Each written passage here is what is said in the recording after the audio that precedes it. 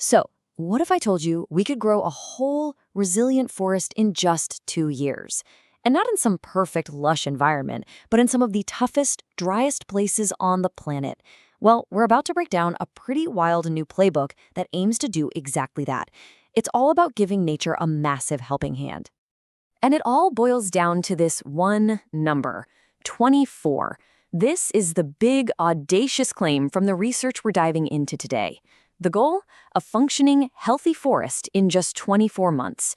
Yeah, you heard that right. Not decades, but years.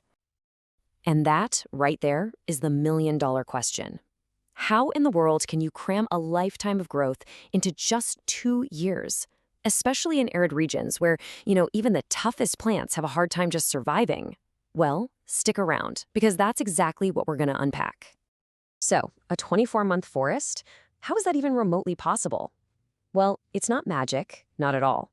It's actually this incredible mix of cutting-edge biology and some seriously smart robotics, all working together in perfect sync with what nature already does. See, this isn't about one single eureka moment or some magic bullet. The whole strategy is really a powerful three-part playbook. And when you combine these three ideas, you create this supercharged environment that lets native trees just take off. Let's get into how it works. The keyword here is synergy. It's how these three parts work together.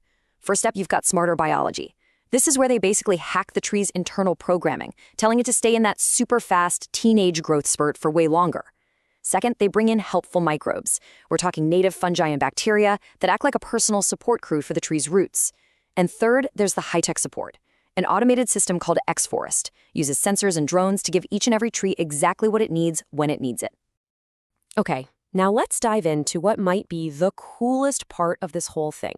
It's a totally new way of looking at how plants react to water right after a drought, and how we can actually optimize that response. This is the secret sauce. It's all about something called the DRI, or the Drought Recovery Immune Interval. Just think of it like this. A really thirsty plant finally gets a drink of water. But its first instinct isn't to start growing. Nope, it's to panic. It spends a ton of precious energy firing up its immune system because it's worried about germs that might have gotten in while it was weak and stressed. That panic mode totally puts the brakes on growth. And this is where the real hack comes in.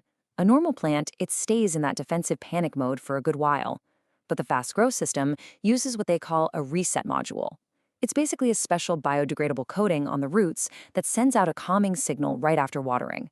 It's like it's telling the plant, hey, it's cool, you're safe, you can chill out and just focus on growing now.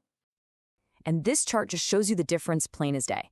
A standard plant might burn over 30 minutes in that peak panic state.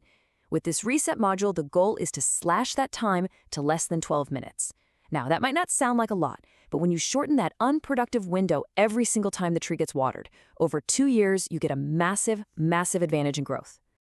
Okay, so we've hacked the biology on a tiny micro level. That's super cool. But how do you actually manage thousands of these supercharged trees out in some remote, dry field? Well, that's where we zoom out to the macro level tech. It all starts with this system called X-Forest, and step one is all about data. They put these sensor stakes all over the field, and these things are constantly monitoring everything, from how much water is in the soil to the actual stress levels inside the plant. They basically become the nervous system for the entire forest. Then all that data gets fed into an on-site computer, the brain of the operation. And it doesn't just look at the average. No, it acts like a personal doctor, analyzing the data and creating a unique, custom prescription for every single tree based on exactly what it needs in that moment. And finally, step three, the delivery. This is where the system sends in the cavalry. Swarms of UAVs, drones basically, are dispatched with these custom prescriptions. They fly to each individual tree and deliver a super precise microdose of whatever it needs. It's like a 24/7 personalized meal delivery service for an entire forest. Now, look, a system this powerful, this automated, it naturally raises some pretty important questions, right? About safety, about control, about ethics. And the people who design this are really clear. You can't just move fast and break things when you're talking about whole ecosystems. So, to make sure everything is done right, they've designed this super strict, phased rollout. It starts small, in a greenhouse. Then it moves to small test plots in the field, and only after it passes these really tough make or break goals does it get to move to the next bigger stage. Every step is like a gate you have to unlock. You don't move forward until you prove the system is safe and it actually works. And success isn't just about growing fast. The project is judged by some really tough real-world numbers. By that 24-month gate, for instance, they have to show that at least 80% of the trees have survived.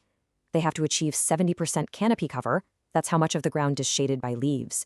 And they have to prove the forest is already pulling a significant amount of carbon out of the air. These are some seriously ambitious goals. And this whole thing is guided by a set of core principles. The plan is for everything to be open source. They're only using native species and microbes, nothing foreign.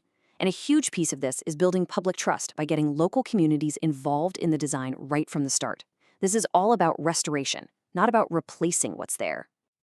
This quote from the paper really just sums up the whole spirit of the project perfectly. The vision is to make this fast and affordable, absolutely, but never, ever at the expense of safety, the long-term health of the ecosystem, or the trust of the people who call that place home. And that kind of leaves us with a pretty mind-blowing thought, doesn't it? I mean, this whole project is basically a proof of concept for hitting the fast-forward button on restoring ecosystems, but doing it responsibly. So if we can master this for forests, what other huge environmental challenges could we take on next? It really changes the game for what we might think is possible.